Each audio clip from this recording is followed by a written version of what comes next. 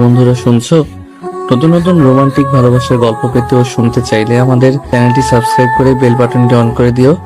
Like comment করতে মোটেও ভুলবেন না কিন্তু। ধন্যবাদ সবাইকে। ওই কি করো? ছাড়ো ছাড়ো বলছি, মেজাজ খারাপ লাগছে খুব। ছাড়ছি না, দেখ কি করি তোকে। আহ, তিনতলা বাড়িটা পুরোটাই লাল নীল বাতিতে ঝলমল করছে। এই বাড়ির বড় মেয়ের আগামীকাল বিয়ে, আজ গায়ে হলুদ। আশরাফ সাহেব আর জাহানারা বেগম দম্পতি চোখের মনি তাদের বড় কন্যা অদিতি, তারই আজ গায়ে হলুদের অনুষ্ঠান। বাড়ি ভর্তি লোকজন আর হই হুল্লোড় চলছে। পুরো বাড়ি যেখানে আনন্দে মেতে আছে, সেখানে একমাত্র একজন আছে যার হদিস এখনো পাওয়া যাচ্ছে না। জাহানারা বেগম পিঠার রুমের সামনে গিয়ে দাঁড়ালেন। দরজাটা ভেতর থেকে লাগানো। তিনি পিঠাকে বেশ আলতো সুরে ডাকলেন, পৃথা মা, কোথায় তুই পৃথা? ভেতর থেকে গুনগুন শব্দ পড়ার আওয়াজটা হুট করে থেমে গেল। পিঠা উত্তর দিল, চাচিমণি আমাকে প্লিজ তোমরা একটু পড়তে দিবা। কাল সকালেই আমার পরীক্ষা, বিয়ের প্রিপারেশন নিতে গিয়ে কিছুই পড়া হয়নি আমার রিভিশনটা তো দিতে দাও প্লিজ। এখন যাও, আমি রিভিশনটা শেষ হলেই চলে আসবো উপরে। জাহানারা বেগম হালকা করে মাথা নাড়লেন আর বললেন, মেয়েটাকে নিয়ে আর পারলাম না। কই বিয়ে বাড়িতে শাড়ি পরে হই হুল্লোড় করবে, আনন্দ করবে, তা না করে বইয়ের মুখ বুজে বসে আছে। বলতে বলতে তিনি চলে গেলেন রান্নাঘরের দিকে। সেখানে ফুলি খালা রান্নায় ব্যস্ত। এত মানুষ ঘর ভর্তি, তাদের খাওয়া দাওয়ার আয়োজন করতে বেশ বেগ পেতে হচ্ছে তাকে। অদিতির রুমে সব মামাতো ফুফাতো বোনেরা আর ওর বান্ধবীরা বসে আছে। অদিতিকে সাজাচ্ছে ওরা। অদিতি মাঝারি গড়নের গোলগাল মুখের আর দেখতে খুব সুন্দর। হলুদ শাড়ি আর ফুলের গহনায় তাকে ভীষণ মায়াবী লাগছে। অদিতি আপু, তোমাকে এত সুন্দর লাগছে কেন আজ? ছোট্ট মামাতো বোন পিয়ন্তির প্রশ্নে হাসলো অদিতি, গাল টেনে বলল, তোর বিয়েতে তোকেও এমন সুন্দর লাগবে রে পাখি। নিজের বিয়েতে বোধহয় সব মেয়েকে সুন্দর লাগে, তাই আমাকেও সুন্দর লাগছে। অদিতির উত্তরে পিয়ন্তি কি বুঝলো কে জানে, সেও হাসলো। মারিয়া জিজ্ঞেস করলো, আপু পিঠা কোথায়? সবাই আছে, ওকে দেখছি না যে। ওর কাল পরীক্ষা, তাই পড়ছে পাগলিটা। অনেকবার আমি আর মা মিলে ডেকেছি, কিন্তু মহারানীর এক উত্তর, পড়া যতক্ষণ না শেষ হবে সে আসবে না। এটা কোনো কথা হলো? আজ আমরা সবাই মজা করব, একসাথে ভেবে রেখেছি। চিন্তা করিস না, ও চলে আসবে। আমার হলুদ আর ও থাকবে না, এটা তো হতেই পারে না। পিতার পরিচয় দেওয়া যাক। পিতা হলো আশরাফ সাহেবের বড় ভাই মেয়ে। পিতার বাবা অনেক আগে মারা যান। পরে পিতার মা আরেক জায়গায় বিয়ে করে লন্ডন চলে যান। কিন্তু পিতাকে তার দ্বিতীয় স্বামীর পরিবার মেনে নেয়নি, তাই পিতা আশরাফ সাহেবের সাথেই রয়ে গেছে তাদের পরিবারের একজন হয়ে। সবাই তাদের সাধ্যমতো ভালোবাসা দিয়ে ভরিয়ে রেখেছে পিতার জীবন। পিতা এবার এসএসসি পরীক্ষা দিবে। টেস্ট পরীক্ষা খুবই শীঘ্রই। পিতার এই পরিবারের প্রতিটা মানুষকে খুব বেশি ভালোবাসে। চাচু, চাচিমণি, অদিতি আপু, অপু ভাইয়া, এই মানুষগুলো আর তার প্রিয় বইগুলি মিলেই তার জীবন। ব্রোকেন ফ্যামিলি হয়েও সে এত সুন্দর পরিবার পেয়েছে, এই জন্য সে খুবই খুশি। অদিতি আপুর বিয়ে, তাই সে আরো বেশি খুশি। আপু যে এত সুন্দর আর ভালো একটা বর পাচ্ছে, সেটা ভাবলেই তার মন খুশিতে ভরে যায়। পড়তে পড়তে প্রায় অনেক সময় হয়ে এলো, তাই সে এবার ভাবলো রেডি হয়ে নেওয়া যাক। সুন্দর একটা বাসন্তী রঙা শাড়ির সাথে লাল হিজাব, চুড়ি আর হালকা ফুলের গহনায় নিজেকে সাজিয়ে নিল। দেখতে সে অপরূপা সুন্দরী, তাই বেশি মেকআপ করা লাগে না। একটু লিপস্টিক আর কাজল দিয়ে নিল, ব্যাস সেজে গুজে সিঁড়ি বেয়ে ছাদের দিকে চলো। এক সিঁড়ি না যেতেই সামনে অপুকে দেখলো। অপু মানে অপূর্ব, আশরাফ সাহেবের একমাত্র ছেলে। একটি প্রাইভেট ইউনিভার্সিটির ইংলিশের টিচার সে। খুব সুন্দর গড়নের আর দেখতেও বেশ। পিতাকে দেখে জড়িয়ে ধরে। পিতা নিজেকে ছাড়ানোর চেষ্টা করে চেঁচিয়ে ওঠে, কারণ অপু কখনো এমন করেনি কোনোদিন। পিতার চেঁচামেচি দেখে অপু ভয় পেয়ে তাকে ছেড়ে দিয়ে বলে, কি রে, এত রংচং মেখে ভূত সেজে আছিস কেন? মেকআপ আর একটু কম করা উচিত ছিল তোর। কি বলো ভাইয়া, সাজিয়ে নিত। এমন করে বলো না প্লিজ, ছোট মানুষ, আমার কষ্ট হয় তো। আহারে, ছোট মানুষ আসছে, যা যা উপরে যা। বাবা মা আপু তোর কান টেনে লম্বা করার জন্য রেডি হয়ে বসে আছে। পিঠা কানে হাত দিয়ে সিঁড়ি বেয়ে উপরে উঠতে লাগলো। উপর চলে যাওয়ার দিকে তাকিয়ে হালকা এসে ওর কাজে মনোযোগ দিল। সিঁড়ি বেয়ে উপরে উঠে ছাদে গেল পিঠা। চাচিমণি, চাচু, অদিতি আপু সবে স্টেজে, সেখানে সে এগিয়ে গেল। এই যে মহারানী, আসবার সময় হলো তোর? হ্যাঁ রে, পড়া একটু আগে শেষ হলো। আমার কেমন লাগছে বল? মাশাআল্লাহ, অনেক সুন্দর লাগছে। এই পৃথা, আয় আমার কাছে, এসে বস তো, তোর সাথে ছবি তুলবো। পিতা অদিতিকে জড়িয়ে ধরে ছবি তুললো আর বলল, আপু, কাল তুমি চলে গেলে আমার ভীষণ কষ্ট হবে জানো। তোমাকে আমি কি ভীষণ মিস করব। আমিও তোকে অনেক মিস করবো রে পাখি। পিতার অদিতির ভালোবাসা দেখে আশরাফ সাহেব আর জাহানারা বেগমের চোখ ভিজে এলো। দেখতে দেখতে মেয়েগুলো কত বড় হয়ে গেল। কাল অদিতি নতুন ঠিকানায় চলে যাবে, আর পিতাও একদিন চলে যাবে। ভাবতে ভাবতে আশরাফ সাহেবের বুক ভার হয়ে এলো। কিছুই ভাবতে পারলেন না আর। অপু ছাদে উঠে এদিক ওদিক তাকিয়ে এক কোণে পিঠাকে দেখতে পেল। পিঠার কাছে গিয়ে বলল, পৃথা, এদিকে আয় তো একটু। পিঠা বান্ধবীদের সাথে গল্প করছিল। হঠাৎ ডাকায় একটু বিরক্তই হলো আর বলল, কি ব্যাপার, কেন ডাকছো ভাইয়া? দেখছো আমি একটু ওদের সাথে গল্প করছিলাম। গল্প পরেও করা যাবে, এখন আমার একটা কাজ করে দে। এখানে কিছু ফুল লাগাবো, তুই ফুল হাতে রাখ আর আমি বললে আমাকে দিবি। অপু একটা টুলের উপর দাঁড়িয়ে গেল আর ফুল লাগানোর চেষ্টা করতে থাকলো। পিঠা একটা একটা করে ফুল দিচ্ছে আর অপু ফুলগুলো লাগাচ্ছে।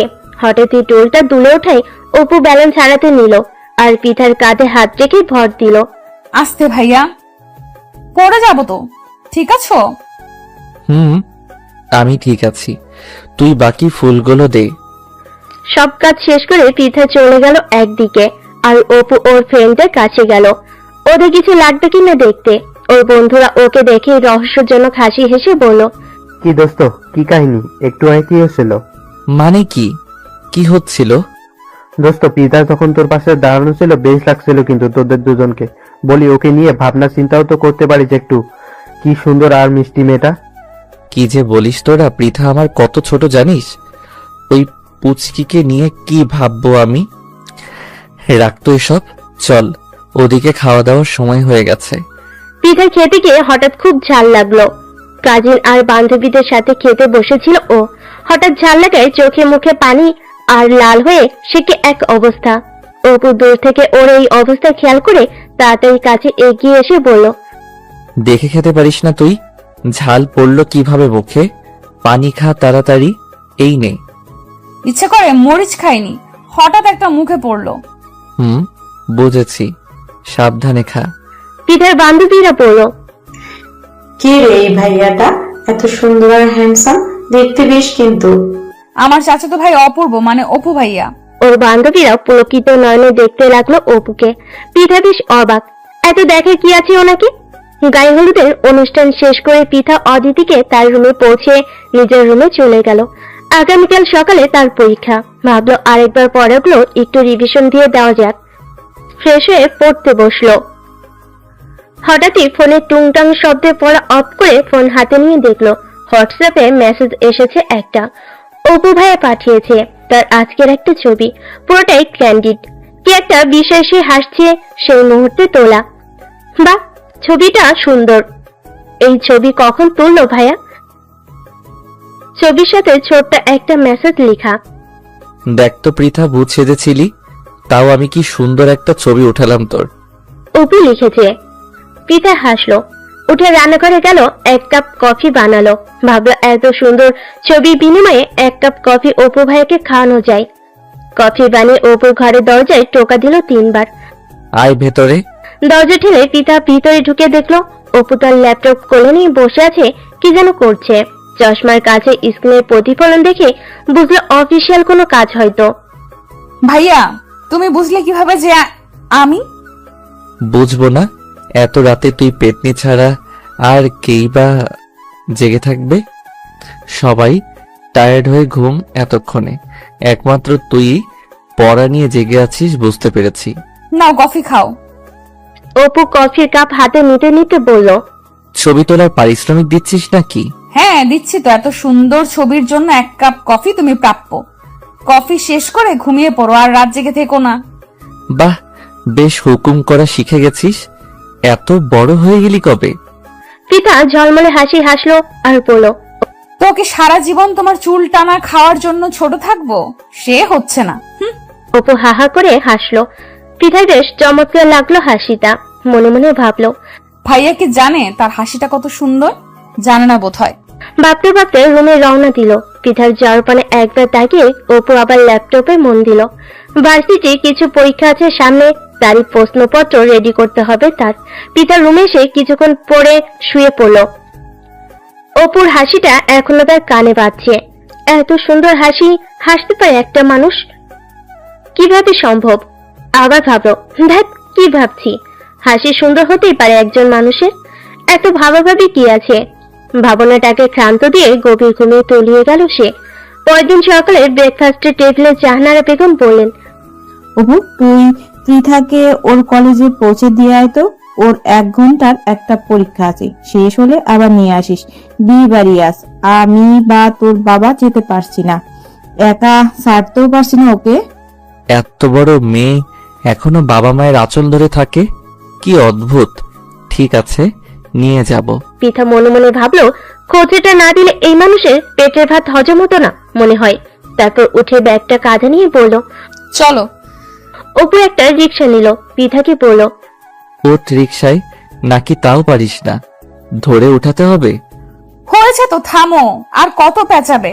উঠছি উঠছি। বলে রিক্সায় উঠতে গিয়েও একটু হোঁচট খেতে নিল। সাথে সাথে অপু ওর এক হাত চেপে ধরল। ঝট করে পিতা অপুর মুখের দিকে তাকালো। কি দেখছিস? পড়ে যেতে নিচ্ছিলে তো, ঠিক মতো রিক্সাতে উঠতে পারিস না দেখি। কে সারা জীবন কোলে নিয়ে ঘুরবে তোকে? নিজেও তো কিছু করতে হবে। আমি কি বলেছি কেউ আমাকে কোলে নিয়ে ঘুরতে? কাদো কাদো মুখ হয়ে গেল তার। অপু হঠাৎ ভালো করে ওর মুখের দিকে তাকিয়ে থেকে থমকে গেল। পিঠার চিবুকে একটা তিল আছে, আগে তো খেয়াল করেনি। মনে হলো তিলটা মুখের ওই স্থানে পারফেক্ট। হুঁশ ফিরতে ভাবতো, কিসব ভাবছি।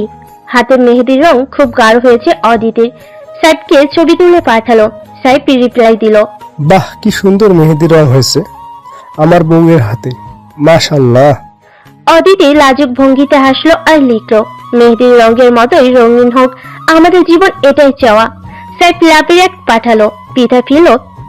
পিঠা ফিরলে পিঠাকে নিয়ে অদিতি পার্লারে সাজতে যাবে। অদিতি পিঠার জন্য অপেক্ষা করতে লাগলো। কলেজে পৌঁছে দিয়ে অপু গেল ফুলের দোকান থেকে ফুল কিনতে। অদিতি কাঁচা ফুল দিয়ে সাজতে চেয়েছে বিয়েতেও, তাই ভাবলো এসেছি যখন ফুলগুলো নিয়ে যাই। অদিতির জন্য খোপার ফুল নিল, হাতে বালার মতো কাঁচা ফুল নিল। কি ভেবে পিঠার জন্য এক সেট ফুল নিয়ে নিল সে। ফুল নিয়ে পিঠার কলেজের সামনে এসে দাঁড়ালো। কই মেয়েটা? সবই বেরোচ্ছে, পিঠাকে দেখছে না অপু। একটু এগিয়ে গিয়ে দেখলো ফাইল হাতে দাঁড়িয়ে আছে পিঠা। সে এদিক ওদিক তাকাচ্ছে। অপু কাছে এগিয়ে গেল। রে, কতক্ষণ দাঁড়িয়ে আছি জানিস? তাড়াতাড়ি চল। ভাইয়া জিজ্ঞেস করবে না পরীক্ষা কেমন দিলাম? কেমন আর দিবি, ভালো স্টুডেন্ট নিশ্চয়ই ভালোই দিয়েছিস। আর হ্যাঁ, নে এগুলো ধর আর চল। পিতার হাতে ফুলের প্যাকেট দিয়ে হাঁটতে শুরু করলো অপু। পিতা প্যাকেটে কি আছে দেখতে নিল। অপু ডাকায় আর না দেখেই হাঁটা শুরু করলো। রিক্সায় বাড়ি ফিরে এলো দুজনে।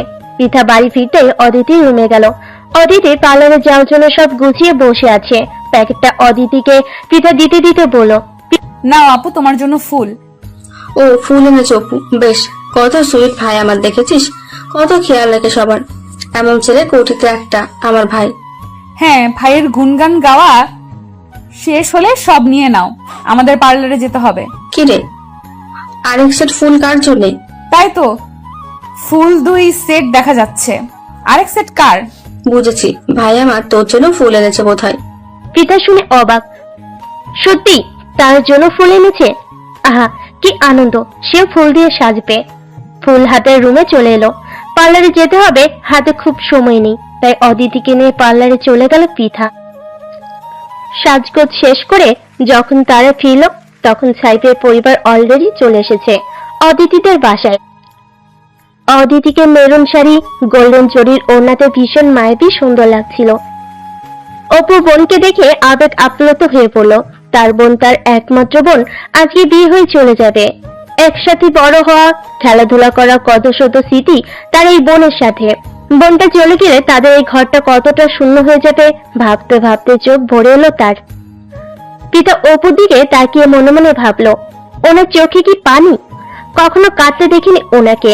সবসময় হাসি খুশি কেয়ারিং একজন মানুষ, তার এমন আবেগকে দেখতে পেয়ে পৃথা বুঝলো মানুষটা ভেতরে খুব ইমোশনাল আসলে। স্টেজে সাইফ আর অদিতিকে বসানো হলো। দুই পরিবারের সবাই খুব দোয়া করলেন তাদের দুজনকে। পৃথা পার্লার থেকে ফিরেই কাজে ব্যস্ত হয়ে গেল। মেহমানদারি থেকে শুরু করে রিলেটিভদের বাচ্চা পর্যন্ত সে তদারকি করতে থাকলো। ফুলের সাথে সজ্জিত গাঢ় সবুজ রঙের লেহেঙ্গাতে মোড়ানো এই অষ্টাদশীকে বিয়েতে আসা অনেকেই খেয়াল করেছিল। কে মেয়ে অনেকেই চিনতে পারছে না। অপু শুনল বরপক্ষে কেউ একজন বলছে, এই মেয়েটাকে আপা দেখতে ভারী মিষ্টি তো। এমন একটা মেয়ে আমার রায়দের জন্য নিলে বেশ ভালো হয় কিন্তু। অপু ঘাড় ঘুরিয়ে দেখতে গিয়ে দেখলো বরপক্ষের একজন বেশ ভালো সম্ভ্রান্ত দেখতে মহিলা কথাগুলো বলছেন। অপুর চোখ পিঠাকে খুঁজতে লাগলো। পশ্চিমের এক কোণে কিছু বাচ্চার সাথে পিঠাকে দেখতে পেয়ে এগিয়ে গিয়ে সে বলল, পৃথা, একটু আমার সাথে আয় তো। পিঠা বিনা বাক্যে উঠে এলো। অপু ওকে নিয়ে বারান্দায় গিয়ে দাঁড়ালো। কি ব্যাপার, হঠাৎ এইখানে আনলে যে? কিছু লাগবে? কিছুক্ষণ পিঠার চিবুকে থাকা তিলটার দিকে তাকিয়ে থেকে অপু হালকা গলায় পড়ল, পৃথা, আজ আমার মন খারাপ জানিস? হ্যাঁ জানি, অদিতি আপু চলে যাবে তাই তুমি মন খারাপ করে আছো। তুই আমাকে বুঝতে পারিস? আমি ভাবতাম মা ছাড়া আমাকে কেউই সেভাবে বুঝতে পারে না। তুমি জানো তুমি খোলা বইয়ের মতো, একটুখানি মনোযোগ দিলেই পড়া যায়। তোমার দুঃখ তোমার চেহারায় ফুটে থাকে স্পষ্ট। সামনে থাকা অষ্টাদশী এই তরুণীটিকে অপুর খুব আপন মনে হলো। পিতা ওদের সাথে কত বছর, অনেক বছর ধরে। সেই ছোটবেলা থেকে মেয়েটা ওর আশেপাশেই ছিল। আজকের মতো গভীর দৃষ্টি নিয়ে কখনো ওকে দেখা হয়নি, চেনা হয়নি। সবসময় ছোট মানুষ ভেবে ওর সাথে খুনসিটিময় সম্পর্ক অপুর। আজ সেই মেয়েটিকে দেখে মনে হচ্ছে সে আর ছোট নেই।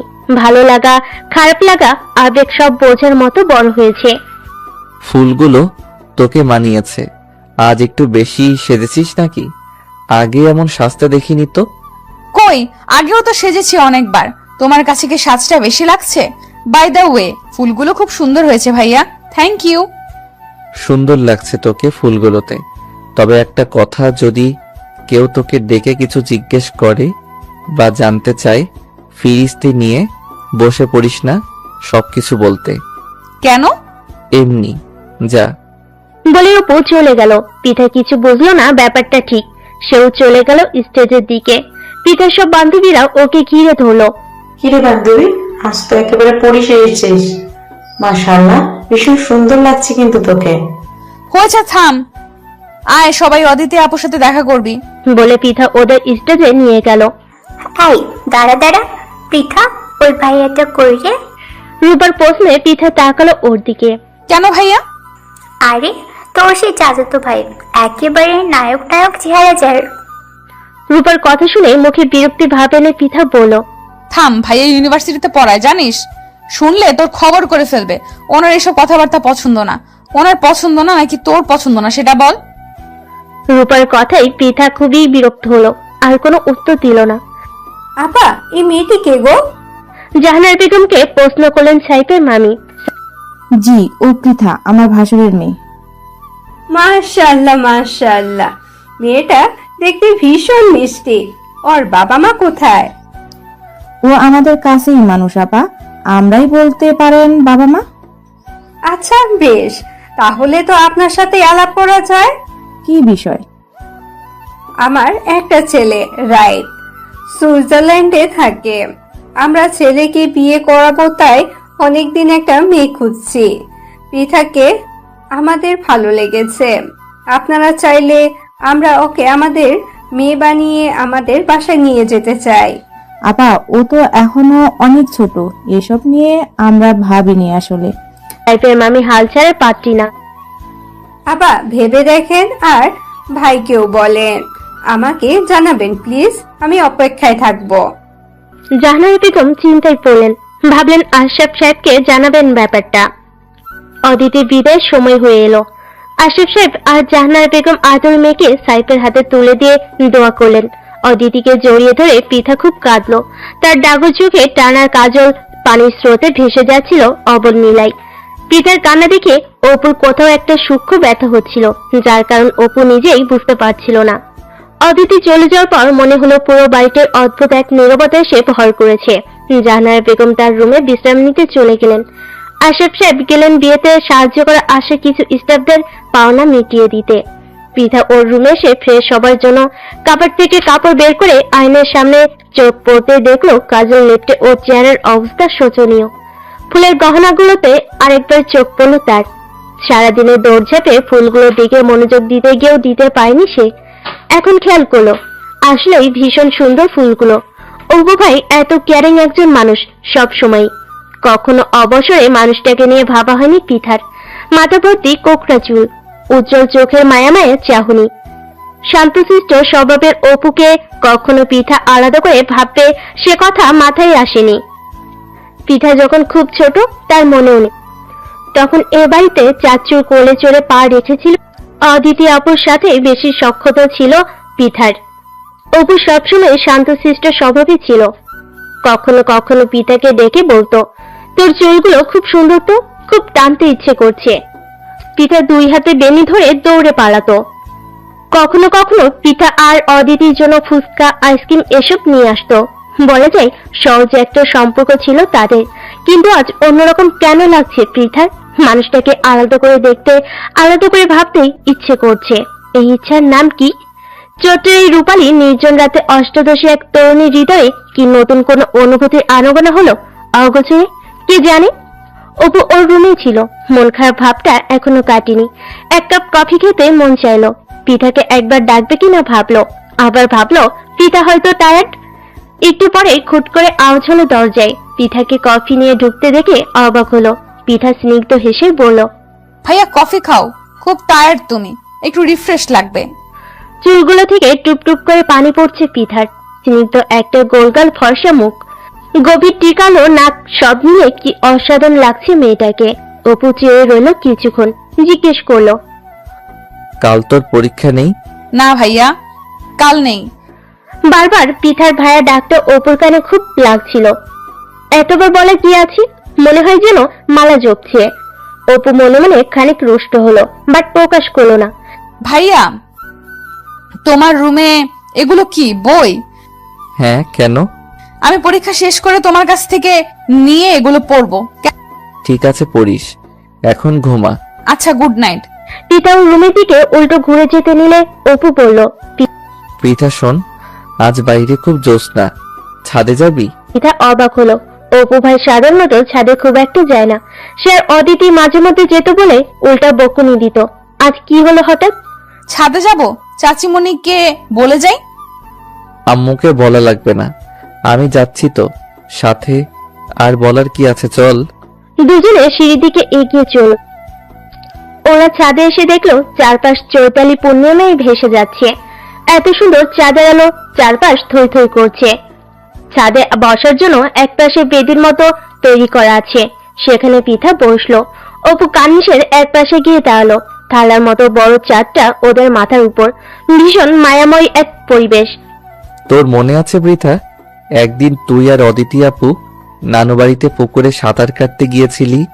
তুই হঠাৎ ডুবে যেতে নিয়েছিলি, পরে অদিতি আপু নিজের জীবনের পরোয়া না করেই তোকে বাঁচাতে ঝাঁপ দিয়েছিল, অথচ সে নিজেও সাঁতার জানতো না। পরে ভাগ্যক্রমে আমি সেখানে থাকায় বাকিদের ডেকে এনে সবাই মিলে তোদের উদ্ধার করি। হ্যাঁ, মনে আছে। কি ভয়াবহ সে দিনটা, আমি এখনো ভুলিনি। আমার বোনটা এমনই মায়াবী রে, আজকে আপুকে অনেক মিস করছি। বাসাটা খালি হয়ে গেল, ছোটবেলাটা খুব তাড়াতাড়ি কেটে যায়। কেন রে, কেন আমরা সেই সময়গুলোকে ধরে রাখতে পারি না? বলতে বলতে গলা ধরে এলো অপুর। পিতা উঠে গিয়ে অপুর পাশে দাঁড়ালো, কাঁধে একটা হাত রেখেই বলল, শান্ত হও প্লিজ। আপুর বর খুব ভালো, সবসময় আপুকে নিয়ে এখানে আসবে, বেরিয়ে যাবে ওরা, আপুকে সবসময় দেখতে পাবে, মন খারাপ করো না। একবার চাঁদের দিকে তাকিয়ে আবার পিতার মুখের দিকে তাকালো অপু। জ্যোৎস্নায় ভেসে যাওয়া সেই রাতে অপুর মনে হলো সারা জীবন এই চমৎকার তরুণীটিকে এভাবে পাশে বসিয়ে জ্যোৎস্না দেখে কাটিয়ে দিলে মন্দ হয় না। বিয়ের আয়োজন কাটিয়ে উঠতেই পিতা ব্যস্ত হয়ে গেল পড়াশোনা নিয়ে। 3 মাস পর তার এসএসসি পরীক্ষা। খুব মন দিয়ে পড়াশোনা করতে লাগলো সে। অপুর সাথে দেখা সাক্ষাৎও কমে গেল। এদিকে অপু ভার্সিটির অফিসিয়াল কাজে ব্যস্ত হয়ে পড়ল। দেখতে দেখতে পিতার এইচএসসি পরীক্ষা শুরু হয়ে গেল। দিনরাত পরিশ্রম করে পিতা বেশ ভালো একটা পরীক্ষা দিল। খুব আশাবাদী সে ভালো রেজাল্টের জন্য। পরীক্ষা শেষ করে বাসায় এসে ফ্রেশ হয়ে চাচি মনির সাথে বেশ কিছুক্ষণ গল্প করলো সে। সন্ধ্যায় কলিং বেল বাজলো। জাহানারা বেগম বললেন, যা তো পৃথা, নিশ্চয়ই অপু এসেছে, দরজাটা খুলে দে। পৃথা দৌড়ে গিয়ে দরজা খুলতে দেখলো অপুই এসেছে, হাতে কি যেন প্যাকেট। সেগুলো দেখে পৃথা দরজা জুড়েই দাঁড়িয়ে রইল। কি রে সর, ঢুকতে দিবি না নাকি? ও সরি সরি, আসো আসো। এগুলো কি হাতে? বলতো কি? ও মা, আমি কিভাবে বলবো? না বলতে পারলে পাবি না, যা। পৃথা মুখ ভ্যাংচালো। দেখো না চাচিমণি কেমন করছে। কিরে, তুই কি শুরু করলি বলতো মেয়েটার সাথে? মায়ের কথায় বেশ হাসি পাচ্ছি অপুর। মা, মেয়েটাকে জ্বালাতে তো ভীষণ মজা। না, মাঝে মধ্যে জ্বালাতে হবে দেখা যাচ্ছে। আম্মু কে যেন ফুচকা আইসক্রিম এসব পছন্দ করে, তার জন্য এনেছি। এত কষ্ট করে 2 মাস ধরে বেচারা পরীক্ষা দিল, খাওয়া দাওয়া করেনি ঠিক করে, তাই ভাবলাম কিছু খাবার দাবার আনি। বাবাকে ডাকো, একসাথে খাওয়া যাক। জাহানারা বেগম খুশি হলেন। ওদিকে পৃথা তো খুশিতে বাগবাগম। প্যাকেট খুলে হামিয়ে পড়ে সে খেতে আরম্ভ করলো। পিতার বাচ্চুমো দেখে হাসি পাচ্ছে খুব অপুর। খাওয়া শেষ করে আমার ঘরে আসিস, তোকে সুন্দর কিছু বই দিব পড়তে। আচ্ছা চাচিমণি, অদিতি আপুরা বলেছিল আসবে, কবে আসবে বলেছে কিছু? পৃথা, হ্যাঁ রে, অদিতিরা হয়তো আগামী শুক্রবারে আসবে। ও আচ্ছা। অদিতির কথা উঠতেই জাহানারা বেগমের মনে পড়লো সাইফের মামি বলা সেই কথাগুলো। মহিলা ভীষণ নাছোড় বান্দা। বিয়ের পর 3 মাস কেটে গেছে, এর মধ্যে কয়েকবার খোঁজ নিয়েছেন অপুর বাবা কিছু জানালেন কিনা পৃথার বিয়ের ব্যাপারে। বারবারই এড়িয়ে গেছেন উনি। মনে সুপ্ত মণিকঠায় তার একটা বাসনা যে অনেকদিন ধরে বসবাস করছে। পৃথাকে তিনি কোনো মতেই দূরে পাঠাতে চান না। তার অপুর জন্য পৃথার চেয়ে উপযুক্ত কেউ হতে পারে না বলে তার বিশ্বাস। কখনো কথা কাউকে তিনি শেয়ার করেননি, এমনকি অপুর বাবাকেও না। কিন্তু এখন মনে হচ্ছে সে দিনটা এসে পড়েছে। তিনি তার বাসনাকে এবার বাস্তবে রূপ দিতে চান। না, অপুর বাবার সাথে আলোচনা করতেই হবে এবার। পৃথা বই আনতে অপুর রুমে গিয়ে টোকা দিল। ভেতরে আয়। কি করছিলে? আর্নেস্ট হেমিংওয়ের old man and the sea পড়ছিলাম। বাবা, কি কাঠখোট্টা নাম! এত কঠিন বই পড়ো কিভাবে তুমি? আরে বলিস কি, দারুণ, বইটা পড়লে বুঝবি। বাদ দাও, এই বইটা তো শেষ, আরেকটা দাও ভাইয়া। বাহ, পড়ে ফেলেছিস? আচ্ছা, তাহলে এবার হুমায়ুন আহমেদের অপেক্ষাটা পড়, দারুণ। সেলফ থেকে একটা বই বের করে এনে পিতা অপুর খাটে বসেই বইটা পড়তে লাগলো। অপু বসলো তার ল্যাপটপ নিয়ে। ল্যাপটপে কাজ করার ফাঁকে পিতাকে আর চোখে দেখতে লাগলো। হাত পা গুটিয়ে কেমন আদুরে ভঙ্গিতে বই পড়ছে মেয়েটা। এর সবকিছুই এত আদুরে কেন? অপুর হঠাৎ ইচ্ছে হলো পিতার গাল দুটো টিপে দিতে। এটা ভেবে মনে মনে হাসছিল অপু। বই পড়তে পড়তে সেখানে ঘুমিয়ে গেল পিঠা। অপু অনেক ডাকলো, কিন্তু পিঠাকে আর জাগানো গেল না। অপু ভাবলো থাক, ঘুমাক, আমি বরং গেস্ট রুমেই ঘুমাবো আজ। পিঠার গায়ে পাতলা একটা কম্ফোর্টার দিয়ে ওর ঘুমন্ত মুখের দিকে একবার তাকালো সে। কপালে ঠোঁট ছুঁয়ে দেবার তীব্র বাসনাটা অতি কষ্টে নিবারণ করলো সে। না, তার কোনো অধিকার নেই। অধিকার ব্যতীত স্পর্শ করার মতো দুষ্টু মন কখনোই তার নেই। লাইট নিভিয়ে চলে এলো সে গেস্ট রুমে। পরে শুক্রবার অদিতি এলো বেড়াতে। অপু, পিঠা, অদিতি, সাইফ সবাই মিলে বেশ দারুণ একটা সময় কাটালো ওরা। অদিতি হঠাৎ তার মাকে বলল, আম্মু ভুলে তো গিয়েছিলাম, সাইফের মামি কি তোমার সাথে কিছু বলেছিল? হ্যাঁ বলেছিল, পরে তোর সাথে এ ব্যাপারে কথা বলবো। পিঠা অদিতির মুখের দিকে তাকিয়ে রইল। কি ব্যাপারে কথা হচ্ছে ঠিক বুঝতে পারলো না। জাহানারা বেগম সপ্তপর্ণে এড়িয়ে গেলেন ব্যাপারটা। পিঠার এসএসসি রেজাল্ট দিয়ে দিল। গোল্ডেন জিপিএ 5 পেয়ে দারুণ রেজাল্ট করলো সে। চাচিমণি আর চাচু প্রাণ ভরে দোয়া করলেন পিঠা। অদিতি চলে এলো পিঠাকে কনগ্রাচুলেশন জানাতে। অপু ফোন করে জানালো সবাই রেডি হয়ে থাকবে, সবাইকে নিয়ে আজ বাইরে খেতে যাবে। সুন্দর একটা বেগুনি রঙের 3 পিস পরে চোখে কাজল এঁকে হালকা লিপস্টিক দিয়ে তৈরি হয়ে নিল পিঠা, সাথে ম্যাচিং হিজাবও পরে নিল। গত ঈদে চাচু ওকে জামাটা গিফট করেছিল, খুব প্রিয় জামাটা ওর। আজকে এই খুশি দিনে এই জামাটাই ওর পরতে মন চাইলো। অপু কল দিল সবাইকে নিচে নামতে। আজ গাড়িতে করে রেস্টুরেন্টে যাবে ওরা। সবাই একে একে নামতে শুরু করলো। পিঠা এলো সবার শেষে। বেগুনি রঙা অষ্টদশীকে দেখে কিছুক্ষণের জন্য বাকরুদ্ধ হয়ে গেল অপু। সাক্ষাৎ পরি নেমে এসেছে যেন ঢাকা শহরের এই ছোট্ট গলিটায়। হৃৎপিণ্ডের একটানা ধুকপুকানের শব্দে কেবল শুনতে পাচ্ছিল সে। বাকি সবই যেন নিশ্চুপ, নিস্তব্ধ। কেমন লাগছে আমাকে বলো তো? মায়ের শব্দটা অপুর কানে আসতে পড়তে ভীষণ তেজ উঠল এমন।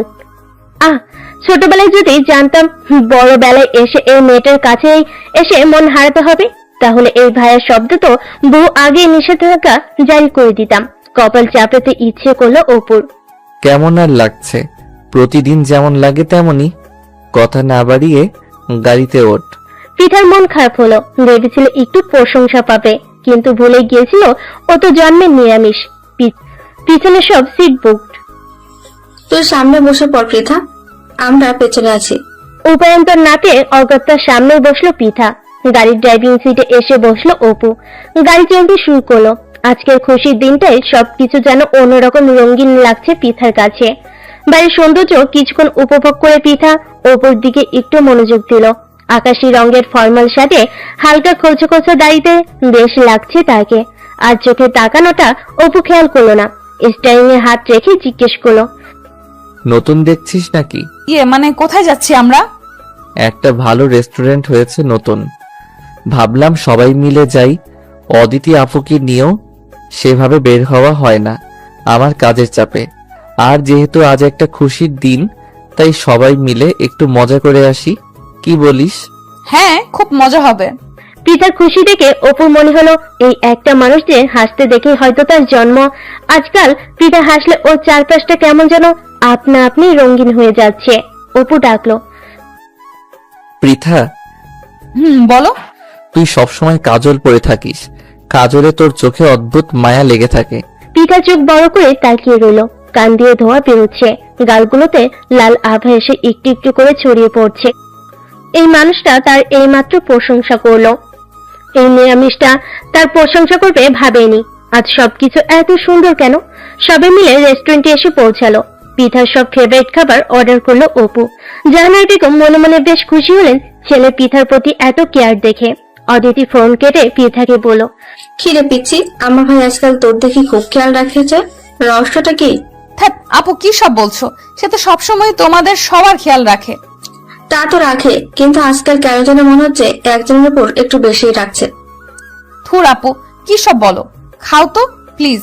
পিঠা লজ্জে লাল নীল হয়ে গেল। ফেরার সময় সন্ধ্যা হয়ে গেল। গাড়ির মধ্যেই পিঠা ঘুমিয়ে পড়ল। গাড়ি চালাতে চালাতে বারবার পিঠার ঘুমন্ত মুখটার দিকে তাকিয়ে অপু ভাবলো, সেই ছোট্টবেলায় ওর বাবা মা ছোট্ট এই পরিটিকে ফেলে চলে গেল। তারপর ওদের কাছে পিঠার আশা, বড় হওয়া সমস্ত কিছু ফ্ল্যাশব্যাকের মতো অপুর চোখের সামনে ভাসতে লাগলো। মা বাবাহীন এই মেয়েটির প্রতি রাজ্যের মায়ে এসে ভর করলো যেন। কখনো মুখ ফুটে কিছু চায়নি ওদের কাছে।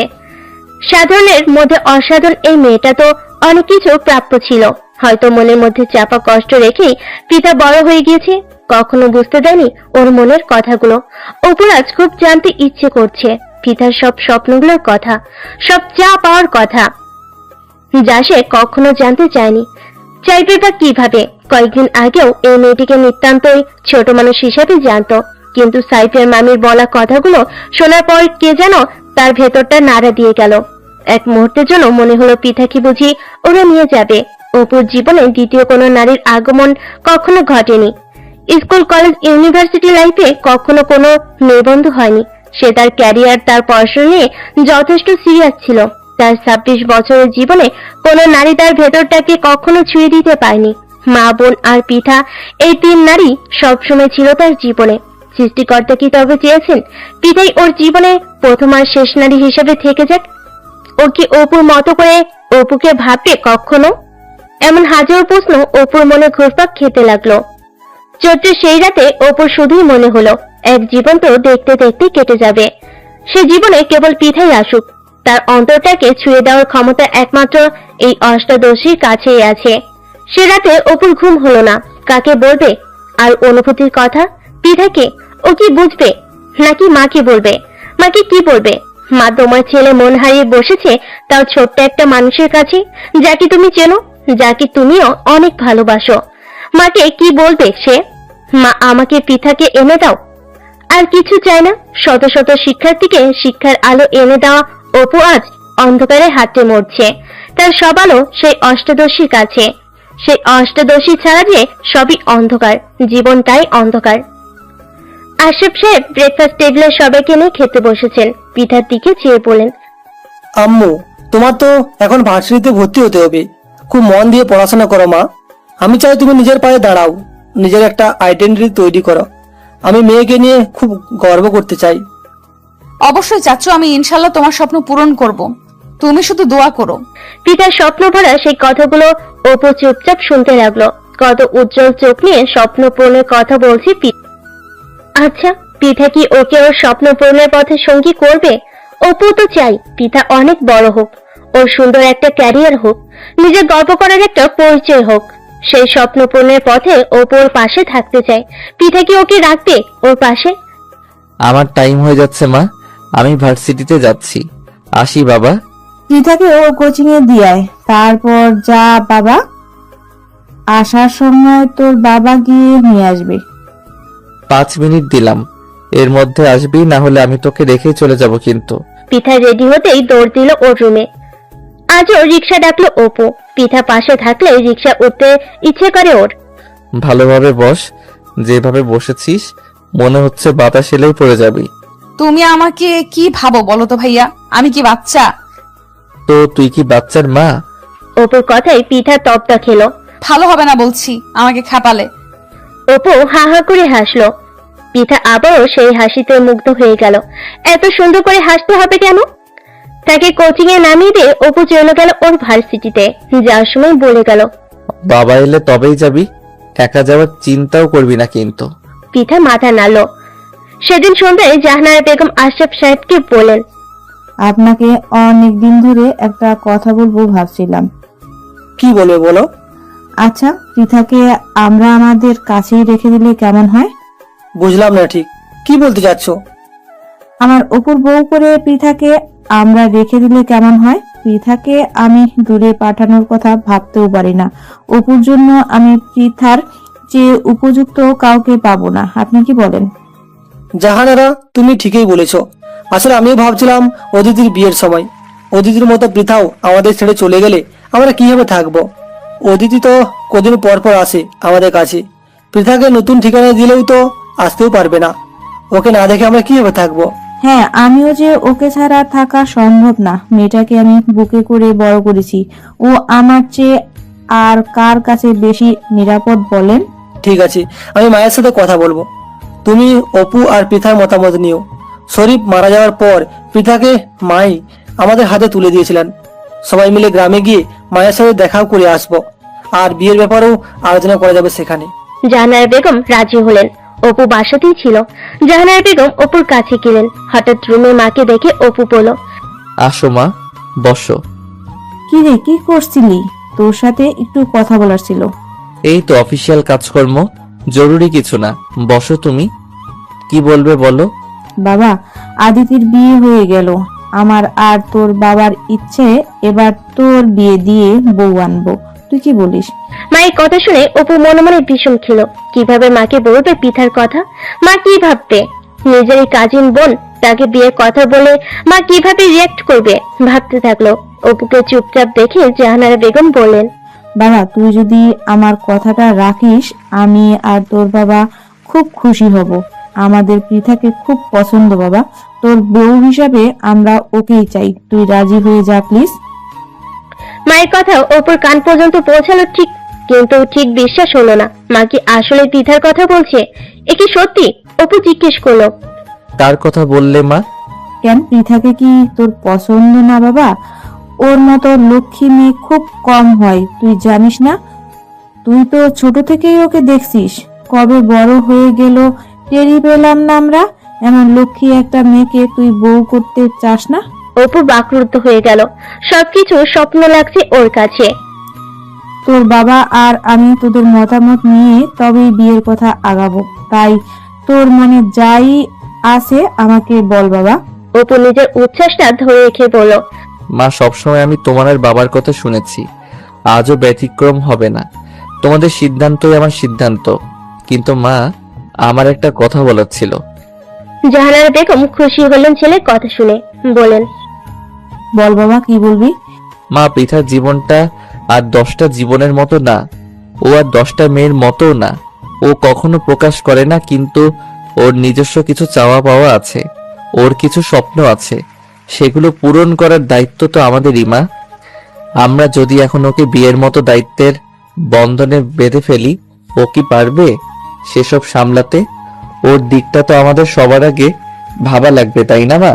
হয়তো তোমার বা বাবার দিকে তাকিয়ে ও বিয়েতে রাজি হয়ে যাবে, কিন্তু ওর স্বপ্নগুলো তো ওর অংশ, সেগুলো পূরণের আগে কি বিয়েটা ওর করা উচিত?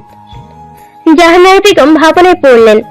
অপু তো ঠিকই বলেছে, পৃথা তো আর 10টা মেয়ের মতো না। ওর জন্য ওর পড়াশোনা, ওর স্বপ্নগুলো অনেক দামি, তাই তো নিজেকে এমন ভাবে গড়ে তুলেছে ও। কখনোই নিজের লক্ষ্য থেকে বিন্দু মাত্র সরে যায়নি। তাহলে কি ওকে এখনই বিয়ের মতো গুরু দায়িত্ব দিয়ে দেওয়া ঠিক হবে? ছেলের দিকে তাকিয়ে বলেন, ঠিক বলছিস বাবা, আমরা কেবল আমাদেরটাই দেখছি, ওর দিকটা ভাবিনি। ঠিক আছে, পৃথার মতামত জেনে আমি আর তোর বাবা এমন সিদ্ধান্তই নিব যাতে বিয়ে হলে ওর লক্ষ্য পূরণে কোনো ক্ষতি না হয়। তুই চিন্তা করিস না, আমরা সব সময় তোদের পাশে আছি। মায়ের কথা শুনে মনে মনে খুব আশ্বস্ত হলো অপু। এমন বাবা মা খুব ভাগ্য করে পেয়েছে আসলে। পৃথা কি মতামত দেয় সেটা ভাবনায় এলো অপুর। রাজি হবে সে, নাকি সারাজীবন ফার্স্ট হয়ে আসা ছেলেটা প্রথমবারের মতো ফেল হয়ে যাবে নিজের পছন্দের মেয়েটার কাছে? পৃথা পড়ছিল, বাইরে থেকে পড়ার আওয়াজ পাচ্ছিলেন জাহানারা বেগম। দরজা ঠেলে ভিতরে ঢুকে বললেন, কি রে মা, পড়া শেষ হয়নি? না চাচিমণি, এখনো অনেক বাকি। তুমি দাঁড়িয়ে কেন, বসো, তোমার কোলে মাথা রেখে একটু শুই, খুব মাথাটা ব্যথা করছে। বলেই পৃথা জাহানারার কোলে শুয়ে পড়ল। জাহানারা দেখলো কি অসম্ভব এক মায়াবতী তার কোলে শুয়ে আছে। মেয়েটা কবে যে এত বড় হয়ে গেল ভেবে পেল না। এই তো মনে হয় সেদিন বাসে এলো অপুর বাবার কোলে চড়ে। তারপর দিন মাস বছর পেরিয়ে আজ কত বড় হয়ে গেল দেখতে দেখতে। জাহানারা পৃথার মাথায় বেলি কেটে দিতে দিতে বললেন, পৃথা মা, তোকে একটা কথা বলার ছিল। বলো চাচিমণি, কি বলতে চাও? মা, আমি আর তোর চাচু ভাবছিলাম তোকে আমাদের কাছেই রেখে দিব। আমি তো তোমাদের কাছেই থাকবো, আর কোথায় থাকবো আমি? হ্যাঁ তা তো থাকবি, কিন্তু মা, মেয়েদের তো একদিন অন্যের ঘরে চলে যেতে হয়, এটাই নিয়ম। আমরা চাই তুই সেই অন্যের ঘরে না গিয়ে আমাদের ঘরে আজীবন আমাদের মেয়ে হয়ে থাকবি না? পারবি আমার ছেলেটার সুখ দুঃখের ওর পাশে থাকতে? পৃথা বিস্ফোরিত চোখে তাকালো, কান লজ্জায় লাল হয়ে গেল। এরকম মুহূর্ত সে কখনো কল্পনা করেনি। বাবা মা ছোটবেলায় হারিয়ে যাওয়া পৃথা কখনো ভাবেনি তার বিয়ে হবে, সংসার হবে, কারণ এই ব্যাপারগুলো তার কাছে সবসময় ধোঁয়াশা। তার জীবনে একমাত্র তার পড়াশোনা, তার নিজের পায়ে দাঁড়ানোর স্বপ্ন, আর 4 জন মানুষ যারা তার খুব কাছের। অন্য চিন্তা কখনো মাথায় আসেনি। পৃথা মাথা নিচু করে রইল। কি বলবে সে? অপু ভাইকে সে সবসময় বড় হিসাবে শ্রদ্ধা করেছে, ভালোবেসেছে, কিন্তু জীবন সঙ্গী হিসেবে ভাবা হয়নি। মানুষটা সে প্রাণ খোলা হাসিটা চোখে ভাসলো। কি সুন্দর হাসি মানুষটা। বুকটা ধুক ধুক করে উঠল। কি রে, কি ভাবছিস? আমার ছেলেকে পছন্দ না তোর? না হলে বল, মনে যা আছে আমাকে নির্দ্বিধায় বলে দে। চাচিমণি, তোমরাই আমার সবকিছু। জ্ঞান হওয়ার পর আমি তোমাদের ভালোবাসা পেয়ে বড় হয়েছি। তোমাদের কোনো কথা আমি রাখবো না এমন হতে পারে কখনো, কিন্তু চাচিমণি, আমার অনেক দিনের স্বপ্ন আমি পড়াশোনা করে নিজের একটা পরিচয় তৈরি করব। সেই সুযোগটা কি আমি পাবো তোমাদের কাছে? জাহানারা পৃথাকে বুকে জড়িয়ে ধরে পড়লেন, পাগলি মা আমার, তোর সব স্বপ্নের ভার আরেকজন নিবে বলে বসে আছে, তা হয়তো তুই জানিসও না। একটুই বলবো, তোর সব স্বপ্ন পূরণের দায়িত্ব আমাদের। দুনিয়ার কে কি বলে বলুক, কিন্তু তোর স্বপ্ন সবার আগে, তারপর বাকি সব। নে এবার কোলে শুয়ে পড়, আমি তোর মাথায় হাত বুলিয়ে দিচ্ছি। পৃথা শুয়ে পড়ল। জাহানারা পৃথার মাথায় হাত রাখলেন। পৃথার মনে হলো মা তার মাথায় বুঝি হাত রাখলেন। কতদিন মায়ের স্পর্শ পায় না সে, কতগুলো বছর মাকে দেখে না। মায়ের কি তাকে মনে পড়ে? হয়তো না। পৃথার চোখের কোণে এক ফোঁটা জল ভীষণ অভিমানী জড়ো হলো। তার জীবনে নতুন হাওয়া বদলের আভাস এসেছে। এমন দিনে বাবা মা কেউই তার পাশে নেই। জলের ধারা চোখের কোণ বেরিয়ে গড়িয়ে পড়ল নীরবে। রাত 10টা। পৃথা পড়া শেষ করে ভাবলো একটু কফি খাওয়া যাক। রান্নাঘরে গিয়ে কফি বানাতে গিয়ে ভাবলো অপু ভাইয়াকেও এক কাপ বানিয়ে দিয়ে আসি। কফি বানিয়ে অপুর রুমের দিকে আস্তে আস্তে হেঁটে চলল পৃথা। 3 টোকা দিতেই অপুর গলা শোনা গেল, আয় ভেতরে। কি করছিলে, ব্যস্ত? না ব্যস্ত না, আয় কফি এনেছিস, দে। কফি খেয়ে বলো কেমন হয়েছে। হঠাৎ এই প্রশ্ন? আগে তো কখনো আমার ভালো লেগেছে কিনা জিজ্ঞেস করতি না, আজ হঠাৎ কি মনে করে? না, এমনি জিজ্ঞেস করলাম। ও আচ্ছা, বস ওখানে। দাঁড়িয়ে আছিস কেন? অপু সপ্তপনে পিতাকে আর চোখে খেয়াল করেছে। কিছু কি পরিবর্তন ঘটলো? মা কি ওর সাথে আলাপ করেছে বিষয়টা নিয়ে? এমন গুটিসুটি মেরে আছে কেন? পৃথা, বলো। কিছু ভাবছিস তুই? এমন চুপচাপ কেন আজ? অপুর প্রশ্নে পিতা হালকা হাসলো। কিছু না, একটু ছাদে যাবে আমার সাথে? অপু কিছুক্ষণ তাকিয়ে রইল। আকাঙ্ক্ষিত মানুষটির মুখ ফুটে তার কাছে কিছু আবদার করে বলছে, এটা তার কাছে মনে হলো পরম পাওয়া। এর আগেও কত চকলেট, আইসক্রিম, ফুচকা চেয়েছে, কিন্তু আজ কথার মধ্যে অন্যরকম একটা আবদার খুঁজে পেল সে। পিতার মনটা কি আজ খারাপ জানার আগ্রহ হলো। অপু সায় দিল। চল। রাতের নির্জনতা, ঠান্ডা মৃদু মন্দ হাওয়ার চারপাশটা অদ্ভুত সুন্দর লাগছে আজ। পিতা রেলিং ঘেঁষে দাঁড়ালো। অপু একটু দূরত্বে পাশাপাশি দাঁড়ালো পিতার। শুনশান নীরবতা চারিদিকে। নীরবতা ভেঙে অপু বলল, তোর মন খারাপ? তুমি কিভাবে বুঝলে? পিতার প্রশ্নে অপু তাকালো ওর মুখের দিকে। পূর্ণিমার চাঁদ অমাবস্যায় ঢেকে আছে, বুঝবো না? আজ মায়ের কথা খুব মনে পড়ছে। মাকে অনেকদিন দেখি না। তুমি আমার মাকে দেখেছিলে? দেখেছি। আমার মা দেখতে কেমন জানো? আমার তো মায়ের চেহারাটাও মনে নেই ঠিক করে। পিতার কষ্টভরা কণ্ঠ শুনে অপু চমকালো। পিতার চোখে মুখে ভীষণ এক কষ্টের চাপ। কই, আগে তো কখনো ওর এই কষ্ট দেখেনি অপু। আজ কি হলো ওর? পিতার আরেকটু কাছে ঘেঁষে এলো সে। পৃথা, একটা কথা জানিস, জীবন কেন এত উপভোগ্য বলতো? বলতে পারবো না। কেন উপভোগ্য? জীবনে আমরা যদি সবই পেয়ে যেতাম আমাদের মতো করে, তাহলে জীবন খুব একঘেয়ে হয়ে যেত। বেঁচে থাকার আনন্দ ফুরিয়ে যেত। আমাদের না পাওয়াগুলো আছে বলেই আমরা বেঁচে আছি। আর কেন বাঁচি জানিস? আমাদের অবচেতন মন জানে একদিন আমরা সেসব না পাওয়াগুলো পেয়ে যাব। এই আশায় আশায় আমরা বাঁচি। আর এই জন্যই জীবন এত উপভোগ্য। আমাদের না পাওয়াগুলোই আমাদের নিজেকে চেনায়, নিজেকে জানায়, নিজেকে নিয়ে ভাবায়। খুব সুন্দর বললে তো। তুমি এত কথা জানো? তুই কি আমাকে তোর মতো গবেট ভাবিস নাকি? ইস, গবেট কে? আমি কত ভালো স্টুডেন্ট তুমি জানো না? অপু হাসলো, কিছু বললো না। মেয়েটাকে কিছুটা হালকা লাগছে এখন। আচ্ছা পৃথা, যদি বড় মা কখনো ফেরত আসে, এসে বলে তোকে তার সাথে যেতে, তুই যাবি? পিতা তাকালো অপুর দিকে। অপুর চোখে কি যেন একটা ভয় দেখতে পেল। কিসের ভয় ওর চোখে মুখে? কি রে, বললি না? হুঁশ ফিরে আসতেই পিতা বলল, মা আসবে না। ধর যদি আসে? যাব না, আমি কখনোই যাব না। অপু ফোঁস করে একটা নিঃশ্বাস পেল। হঠাৎ এই প্রশ্ন কেন করলে তুমি? জানি না, বুঝতে পারছি না আজকাল আমার মনের কি হয়েছে। আমি নিজেই বুঝতে পারছি না। মনের ডাক্তার দেখাতে হবে বোধহয়। তো দেখাও ডাক্তার। যেই সেই ডাক্তারে হবে না ম্যাডাম, পার্মানেন্ট ডাক্তার লাগবে। বলে অপু রহস্যময় হাসি দিল। পিতার কান লাল হয়ে গেল। এসব কি বলছে লোকটা? কোনো কিছুর কি ইঙ্গিত দিচ্ছে? চাচিমণি তোমাকে কিছু বলেছে? পিতার প্রশ্নে চট করে ওর দিকে তাকালো অপু। কি বলবে? না, কিছু না। চলো, অনেক রাত হলো। এই বলে পিতা উল্টো করে হেঁটে যেতে নিল। পৃথা শোন। ডাক শুনে ফিরে তাকালো পিতা। কি? আর একটু কাছে আয়। পিতা ফরকে গেল। চাচ্ছিটা কি মানুষটা? পিতা এগুলো অপুর সামনে গিয়ে ওর বাতাসে উঠতে থাকা চুলগুলোয় হালকা একটা ফু দিল, দিয়ে বলল, তোর দুঃখগুলো আমাকে দিবি পৃথা? আবার সিন্ধুকে তোর দুঃখগুলো একটু একটু করে জমা করব, বিনিময়ে ফেরত দিব একটা একটা সুখের আধুলি। দিবি প্লিজ? পিতা ফ্যালফ্যাল নয়নে চেয়ে রইল সামনে দাঁড়িয়ে থাকা পুরুষটির দিকে। তার কোকড়া চুলগুলো এলোমেলো হয়ে আসছে বাতাসে। চুলগুলো একটু ছুঁয়ে দাও তীব্র বাসনা জাগলো। মানুষ মানুষের কাছে সুখ চায়, মানুষটা কি তার দুঃখগুলো চাইছে? কেমন করে ফেরাবে সে? পিতা আরেকটু এগিয়ে গেল সামনে। খুব সামান্য দূরত্ব দুজনের। মাথার উপর এক ফালি চাঁদ, তার নিচে দাঁড়ানো সৃষ্টির শ্রেষ্ঠ দুই মানব। সুখ দুঃখ বেচে কেনার হাট বসেছে সে এক টুকরো ছাদে। অনেকটা সময় বোধহয় এভাবেই পেরোলো। অপু আবার গাড়ে গলায় পড়লো, পৃথা, তোর দুঃখগুলো আমাকে দে, তোর স্বপ্নগুলো পূরণের ভারটুকু আমাকে দে। বলবো না পাশে থাক, শুধু বলবো তোর পাশে আমাকে রাখ। যদি পথ চলতে চলতে কোনোদিন তোর মনে হয় আমি তোর যোগ্য, সেদিন আমার হয়ে থাকিস তুই অনন্তকালের জন্য। পৃথার চোখে আনন্দের ফিনিক ফোঁটা এসে জড় হলো একটু একটু করে। চোখ ভর্তি পানি আর মুখে এক টুকরো হাসি দিয়ে পৃথার সামনে এগিয়ে ওপর চুলগুলো হাত দিয়ে একটু গুছিয়ে দিতে দিতে বলো, তোমার এত প্রার্থনা ফিরিয়ে দেওয়ার মতো সাহস, শক্তি, ইচ্ছা কোনোটাই প্রকৃতি আমাকে দেয়নি।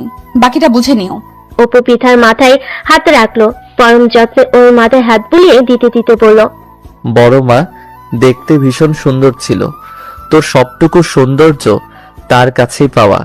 তুই আজীবন এমন মায়াবী থাকিস। পৃথা আলতো করে অপুর কাঁধে মাথাটা রেখে চেয়ে রইল এক ফালি চাঁদটার দিকে। আকাশে ঝুলে থাকা ওই চাঁদটা একে কি হলো, পৃথার নিজেকে আজ একটু একা মনে হলো না। পরদিন সকালে নাস্তার টেবিলে পৃথা ছাড়া বাকি সবাই বসেছে। জাহানারা বললেন, তুলি দেখ তো পৃথা আসছে না কেন এখনো? খালামা আপাতত পড়তাছে, বলছে পড়া শেষ হলে আইব। মেয়েটা ভার্সিটি দিয়ে ভালো একটা সাবজেক্ট পাওয়ার জন্য অনেক কষ্ট করছে দিন রাত। আসলে মেয়েটা এত পরিশ্রম করছে, ওর কষ্টটা সার্থক যেন করে দেন আল্লাহ। এত চিন্তা করো না তোমরা, ইনশাল্লাহ ও ভালো কোথাও চান্স পেয়ে যাবে। আমি উঠি মা এখন। বলে অপু অফিসের দিকে রওনা হলো। অপু চলে যাওয়ার খানিক বাদেই পৃথা এলো নাস্তা করতে। বিয়ের প্রস্তাবের পর থেকে পৃথা সবার সামনে অপুর সামনে যেতে একটু লজ্জায় পায়। সে চুপচাপ নাস্তা খেতে লাগলো। পৃথা আম্মু, পড়াশোনা কেমন চলছে? জি চাচ্চু, ভালো চলছে আলহামদুলিল্লাহ। ঠিক আছে, মন দিয়ে পড়াশোনা করো মা। আপা, আপনি সারাদিন এত পড়েন, নিজের একটু খেয়ালও রাখেন না। আসেন আজকে আপনার মাথায় একটু ঠান্ডা তেল দিয়ে দিই, আরাম পাইবো আপা। আচ্ছা খালা, দিয়ে দাও, ভালোই হবে। পড়তে পড়তে মাথাটা মাঝে মধ্যে এত গরম হয়ে যায়, অশান্তি লাগে খুব। তাই তো কইলাম আপা, আপনি নাস্তা সারেন, আমি হাতের কাজগুলো সাইরা আসতেছি। খাওয়া দাওয়া সেরে পৃথার রুমে চলে যাচ্ছিল।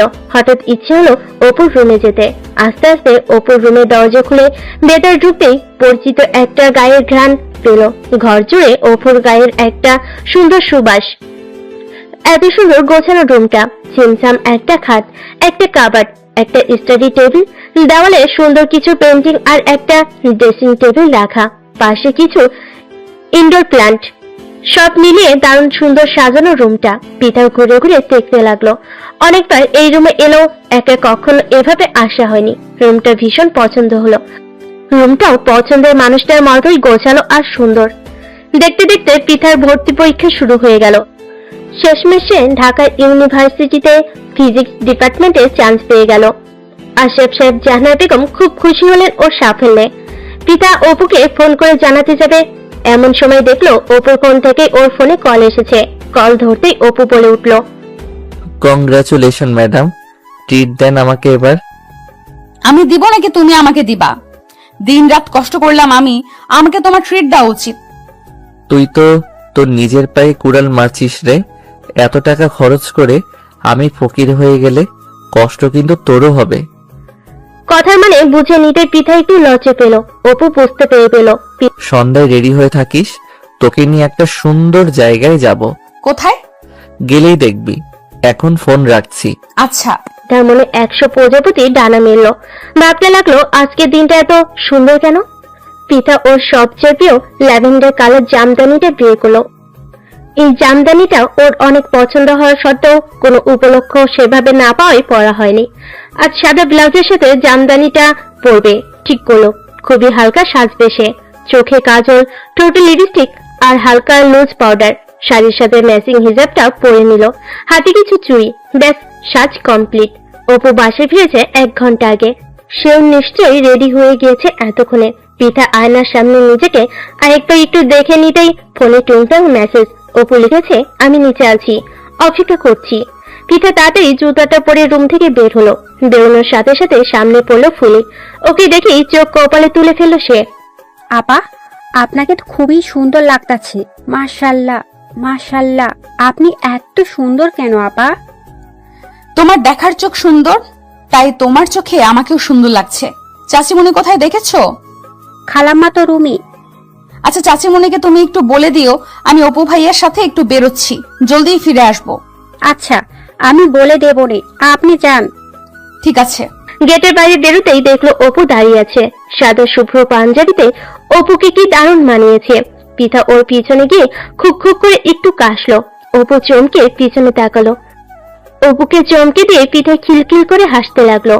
আচ্ছা, আমাকে এখানে দাঁড় করিয়ে রেখে তোর খুব হাসি পাচ্ছে। বাহ বাহ, এত আটা ময়দা মাখতে কে বলেছে তোকে? পেতনি একটা। অপুর কথায় পিতার হাসি বন্ধ হয়ে গেল। বলে কি লোকটা, এত সুন্দর করে সাজলাম আর বলে কিনা পেতনি লাগছে। ঠোঁট উল্টিয়ে পিঠা বলল, আমাকে না খেপালে কি তোমার শান্তি লাগে না? একটু প্রশংসাও তো করতে পারো নাকি? তোর প্রশংসা করতে গেলে আমাকে যে সন্ন্যাসী হয়ে যেতে হবে। বলে পিঠা একটু কাছে এগিয়ে এলো। অপু গাঢ় গলায় বলল, এই রূপ নিয়ে আমার সামনে আসিস না তুই, বুঝেছিস? আমি নিজেকে আর কতবার বোঝাবো বল? আমাকে শান্তশিষ্ট থাকতে দে, অবাধ্য করিস না প্লিজ।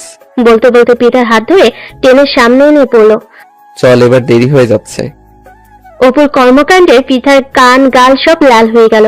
কি লজ্জা, কি লজ্জা, মাটিতে মিশে দিতে মন চাচ্ছে। লজ্জায় নুয়ে রিক্সায় উঠে বসলো। কোথায় যাচ্ছি আমরা বললে না তো? খুব সুন্দর একটা জায়গায়, গেলেই দেখতে পাবি। পিঠা আর কিছু জিজ্ঞেস করলো না। অপুর শরীর থেকে কি সুন্দর একটা ঘ্রাণ এসে নাকে লাগছে তার। এত সুন্দর ঘ্রাণ নিতে নিতে সে কোথাও যেন হারিয়ে যাচ্ছিল। অনেকক্ষণ পর একটা জায়গায় এসে রিক্সাটা থামলো। পিঠা আশেপাশে তাকিয়ে দেখলো বেশ সুন্দর জায়গাটা। একটা নদীও আছে, পাশে একটা ঘাট, তাতে একটা ছোট্ট নৌকা বাঁধা। আশেপাশে বড় বড় ধান ক্ষেত, কিছু গাছ, সব মিলে খুবই সুন্দর, একদম সবুজ প্রকৃতি। ওরা দুজনে সামনে এগিয়ে গেল। শাড়ি পরে হাঁটতে একটু বেগ পেতে হচ্ছিল বলে উপরে হাতটা বাড়িয়ে দিল। বলল, আমার হাত ধরে হাঁট, যেভাবে হাঁটছিস মনে হচ্ছে যে কোনো সময় মাটিতে গড়াগড়ি খাবি। কথাটা বেঠিক বলেনি ভাবলো পিঠা। অপুর হাতটা ধরে সামনের দিকে হেঁটে চললো। হাঁটতে হাঁটতে নৌকার ঘাটে এসে পৌঁছালো। মাঝি নৌকাতেই ছিল, ওদের দেখে এগিয়ে এলো। অপু বলল, মামা, আমরা একটু নদীতে ঘুরবো, নিয়ে চলেন। জি আসেন মামা। অপু পিঠাকে ওর হাত বাড়িয়ে দিয়ে ডেকে বলল, আয় সাবধানে। ওর হাত ধরে পিঠা নৌকায় উঠে বসলো। কি সুন্দর শান্ত নদীটা। পিঠা পা ভিজে বসলো পানিতে। সন্ধ্যা নেমে আসছে, চারপাশটাই অদ্ভুত সুন্দর আলোর খেলা। পিঠা চোখ বন্ধ করে চারপাশটা উপভোগ করছিল। অপু এক দৃষ্টিতে পিঠা দিকে তাকিয়ে ভাবছে, এই সুন্দর সন্ধ্যাটা কেন তার জীবনে আরো আগে আসেনি? পিঠা কেন তার জীবনে আর একটু আগে আসেনি? জীবনে তো সুন্দর আগে কেন মনে হয়নি? কেন বারবার মনে হচ্ছে জীবনের বাকি সবগুলো সন্ধ্যায় পিঠা এভাবে ওর সামনে থাকুক? অনুভূতিরা কেন এত বেসামাল? এই সুন্দর অনুভূতির নামই কি ভালোবাসা? ঢেউ চলাচল শব্দে কতক্ষণ সময় পেরোলো ওরা জানে না। আকাশে তখন এক টুকরো চাঁদ উকি দিয়েছে। পিঠা চল, এবার ফিরতে হবে। দুজনে আবার রিকশায় বসলো। শহরের দিকে যেতেই রাস্তার এক পাশে ফুচকার ভ্যান দেখতে পেল ওরা। অপু পিঠাকে বলল, চল এখানেই নামা যাক। পিঠা মাথা নাড়লো। ভাড়া মিটিয়ে ফুচকার ভ্যানের কাছে গিয়ে অপু বলল, মামা ফুচকা বানাও। পিঠার চোখ তো তখন চকচক করছে আনন্দে। ফুচকা পেলে তো আর তার আর কিছুই লাগে না। গপ গপ একের পর এক সাবাস করতে লাগলো। ঝালে নাকের পানি চোখের পানিতে একাকার, গাল দুটো টমেটোর মতো লাল হয়ে গেল। ঝালে একাকার হয়ে গেছিস, তাও ফুচকা খাওয়া থামছে না? হয়েছে অনেক, এবার থাম প্লিজ, আর কয়টা খাই না। আর একটাও না, চল। বলে টেনে পিঠাকে নিয়ে হাঁটতে শুরু করলো সে। উফ, তুমি কিন্তু খুব খারাপ ভাইয়া। আবার ভাইয়া ডাকে মেজাজ চড়ে উঠলো অপুর। একবার ডাকলি কেন, আরো ডাক। কি মধুর ডাক, আহা ভাইয়া। অপুর কথার ভঙ্গিতে হাসতে শুরু করলো এবার পিঠা। বেশ রাত হয়েছে, হালকা হালকা ঠান্ডা লাগছে। অপু একটা রেস্টুরেন্ট থেকে কিছু খাবার পার্সেল নিয়ে নিল। বাবা মা পিঠা সবাইকে নিয়ে একসাথে খাবার খাওয়ার জন্য। হাঁটতে হাঁটতে একটা ফুলের দোকান পড়লো সামনে। সেখান থেকে পিঠার জন্য ফুল দিয়ে বানানো হাতের বালা নিল। দেখি হাত দে বলে পিঠার হাত টেনে নিয়ে বালা দুটো পরিয়ে দিল। ফর্স গোলগাল হাতে বালাগুলো কি সুন্দর মানিয়েছে। হাত নেড়ে চেড়ে দেখতে লাগলো পিঠা। রিক্সায় করে বাড়ি ফিরে চলল ওরা। ড্রয়িং রুমে ঢুকতেই দেখতে পেল সোফায় এক মহিলা বসা। চিনতে পারলো না ওনাকে। আরেক পাশে সাইদ ভাই আর অদিতি আপুকে দেখতে পেল। অদিতিকে দেখে পিঠা বলে উঠলো, কেমন আছো আপু? কেমন আছো সাইফ ভাইয়া? আমরা ভালো আছি রে, তুই কেমন আছিস? আমিও ভালো। মহিলা এগিয়ে এসে পিঠার হাত ধরলেন। হাত ধরে ওকে টেনে ওনার কাছে নিয়ে বললেন, কেমন আছো মা তুমি? পৃথা আমতা আমতা করে বলল, আলহামদুলিল্লাহ ভালো আছি, আপনি? আমিও ভালো আলহামদুলিল্লাহ। আসো আমার পাশে এসে তুমি বসো। আমি সাইফের মামি হই, তুমি আপাতত আমাকে আন্টি ডাকতে পারো। হাসো, বলো মামুনি আমার পাশে বসো। বাহ, তোমার হাতের ফুলগুলো বেশ সুন্দর তো, খুব মানিয়েছে। পৃথা চট করে অপুর দিকে তাকালো। অপুর চেহারা দেখেই বুঝলো রেগে যাচ্ছে সে। পৃথাকে হাত ধরে টেনে মহিলা তার পাশে বসিয়ে দিলেন। পৃথা এবার জাহানারা বেগমের দিকে তাকালো। জাহানারা বেগম চুপচাপ। আপা, ও তো বাইরে থেকে এসেছে, একটু ফ্রেশ হয়ে আসুক, পরে কথা বলবে আপনার সাথে।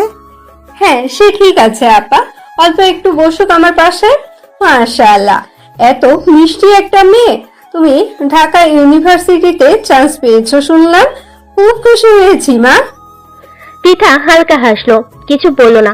অপু অদিতিকে ইশারায় ডাকলো। অদিতি চোখে চোখে বলল, আসছি একটু পর। এবার মায়ের দিকে তাকালো। মা ছেলের চোখের দিকে তাকিয়ে বুঝলেন ছেলে বলতে চাইছে এই মহিলা এখানে কেন। তিনি ইশারায় ছেলেকে চুপ থাকতে বললেন। অপুর ধৈর্যে কুলালো না। পৃথা, এদিকে আয় একটু, প্যাকেটগুলো গুছিয়ে রাখতে হবে। বলে ডাকলো পৃথাকে। আন্টি আপনারা নাস্তা করেন, আমি একটু আসছি। বলে উঠে গেল সে। রান্নাঘরের দিকে এগুতেই অপু পৃথার হাত ধরে টেনে রান্নাঘরে নিয়ে গেল। একদম ওই মহিলার কাছাকাছি যাবি না তুই, বুঝেছিস?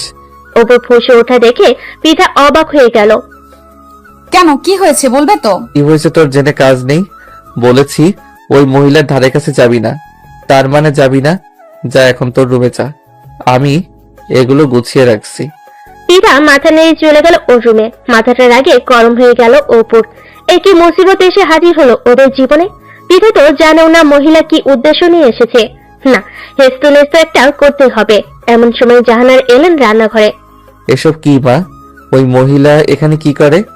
থাম বাবা, মেহমানের মুখের উপর কিছুই বলা যাবে না, এটা ভালো দেখায় না। আমি জানি না কিছু, কিভাবে হ্যান্ডেল করবে তোমরা জানো। আর আপুকে বিষয়টা জানিয়ে দাও, না হলে নতুন আত্মীয় খুব বাজে দিকে পড়ে মন নিতে পারে। জাহানারা চিন্তিত হয়ে পড়লেন। ছেলে ভুল কিছুই বলেনি। আপাতত অপুকে বুঝিয়ে রুমে পাঠিয়ে দিলেন। আবার ডাইনিং রুমে চলে এলেন তিনি। আপা, পৃথা কোথায় গেল? ওর সামনে না হয় ব্যাপারটা খুলে বলতাম। আসলে আপা হয়েছে কি, অপুর বাবা ব্যবসার কাজে ঢাকার বাইরে আছেন তো কিছুদিন ধরে ব্যস্ত। আমি ওনার সাথে আলাপের সুযোগ পাইনি। কিন্তু আপা, পৃথা এখনো ছোট, আমরা ওকে এখনই বিয়ে দিব না, তাই আপনাকে আমরা কথা দিতে পারছি না। আরে আপা, সমস্যা নেই, এখনই বিয়ে দিতে হবে এমন তো কথা নেই। রাইদো এবছর দেশে আসবে না, ওকে পৃথার কথা বলায় ও বলেছে 1 বছর পর পৃথাকে এসে ও দেখে আলাপ করতে চায়। ভেবে চিনতে না হয় সিদ্ধান্ত নিন আপনারা, সমস্যা নেই। আজ আসি আমি। জাহানারকে কিছু বলতে না দিয়েই মহিলা উঠে পড়লেন। অদিতি আজ এ বাসায় থাকবে, তাই অদিতি গেল না। সাইডকে নিয়ে তিনি চলে গেলেন। আড়াল থেকে সবই শুনল অপু। শুনে ওর মেজাজ সপ্তমে চড়ে গেল। এ কেমন কথা? বিয়ের আগে ওর বউটাকে নিয়ে মানুষ টানাটানি শুরু করে দিয়েছে। কি করবে সে এই মেয়েটাকে নিয়ে? উফ! সাইটের মামি চলে যাওয়ার পর জাহানার অদিতিকে তার রুমে নিয়ে এলেন। কি হয়েছে মা? তোমাকে খুব চিন্তিত দেখাচ্ছে, কি হয়েছে?